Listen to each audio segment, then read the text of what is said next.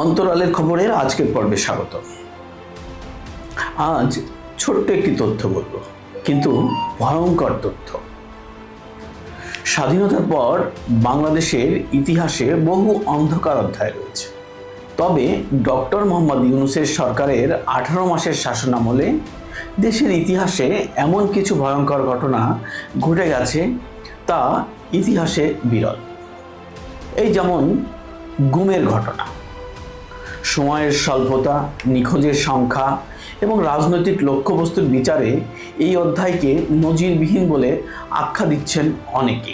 এই নিখোঁজ কোনো বিচ্ছিন্ন বা আকস্মিক ঘটনা নয়, বরং একটি ধারাবাহিক, পরিকল্পিত এবং একটি নির্দিষ্ট রাজনৈতিক পরিচয়কে লক্ষ্য করে সংগঠিত হয়েছে এই গুমগুলো। বিরোধী রাজনীতির সঙ্গে যুক্ত হাজার হাজার মানুষ হঠাৎ করেই নিখোঁজ হয়ে গেছে, যাদের বড় একটি অংশ আওয়ামী লীগের বিভিন্ন অঙ্গ সহযোগী সংগঠনের রাজনীতির সাথে সক্রিয়ভাবে যুক্ত ছিলেন। অভিযোগ অনুযায়ী আজ পর্যন্ত প্রায় 6000 নেতাকর্মীর কোনো সন্ধান পাওয়া যায়নি।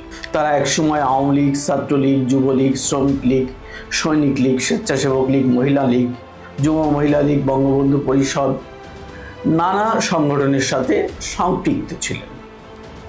তারা কোনো গোপন বা আন্ডারগ্রাউন্ড রাজনীতির অংশ ছিলেন না, ছিলেন প্রকাশ্য পরিচয়ের মানুষ।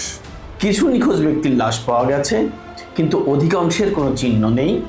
না গ্রেপ্তার দেখানো হয়েছে, না মামলা হয়েছে, না বিচার শুরু হয়েছে। এই প্রেক্ষাপটে গুরুতর অভিযোগ উঠেছে সেনাবাহিনী ও পুলিশ বাহিনীর ভূমিকা নিয়ে। একটি দেশে 18 মাসে হাজার হাজার মানুষ নিখোঁজ হয়, অথচ আইন শৃঙ্খলা রক্ষাকারী বাহিনী বলে আমরা কিছুই জানি না। এই অবস্থা রাষ্ট্রের জবাবদিহি ও বিশ্বাসযোগ্যতাকে গভীর প্রশ্নবিদ্ধ করে। একই সঙ্গে অভিযোগ রয়েছে এই রাজনৈতিক শূন্যতার সুযোগে ইসলামী জঙ্গি গোষ্ঠী এবং বিএনপি, জামাত, এনসিপি ঘরানার রাজনীতি শক্তিগুলো প্রত্যক্ষ বা পরোক্ষভাবে লাভবান হয়েছে। বিরোধী রাজনীতির দুর্বল হলে কারা সুবিধা পায়, এই প্রশ্ন তো আজ এড়ানো যায় না। সেটি তো গত 18 মাসে আমরা হাড়ে হাড়ে টের পেয়েছি। নিখোঁজদের পরিবার আজও আদালত, থানা ও গণমাধ্যমের দ্বারে দ্বারে ঘুরছে, কিন্তু রাষ্ট্র নীরব। এই নীরবতাই সবচেয়ে ভয়ঙ্কর, কারণ নীরবতা মানেই দায় এড়িয়ে যাওয়া।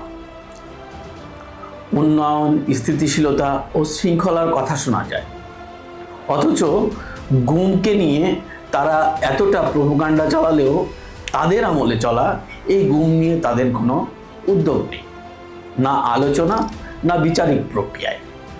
কিন্তু প্রশ্ন থেকেই যায় যে শাসনামলে স্বাধীনতার পর সবচেয়ে বড় গুমের অভিযোগ ওঠে, সেই শাসন কি সত্যিই ন্যায়ভিত্তিক হতে পারে? ইতিহাস একদিন সেই সব চাইবেই। গুমের তালিকা চিরদিন চাপা থাকে না, সত্য একদিন প্রকাশ হবে। আজ যারা নেই তারা কেবল নিখোঁজ নয়, তারা রাষ্ট্রের বিরুদ্ধে জমে থাকা এক প্রশ্ন। দেখুন, ইউনূস সরকার নানা গল্প ফেদে নানাভাবে আওয়ামী লীগ সরকারের আমলে গুম খুঁজতে শুরু করেছিল, যদি আপনারা ভুলে না যান। কিন্তু এই সময়ে এসে এই 18 মাসে প্রায় 6000 মানুষের হদিস মিলছে না।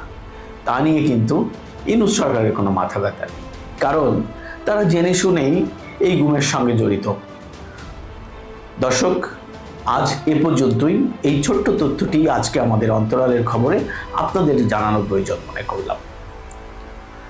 আগামী পর্বে অন্য কোনো বড় ইস্যু নিয়ে আলোচনা করব অন্তরালের খবরের পরবর্তী পর্বে।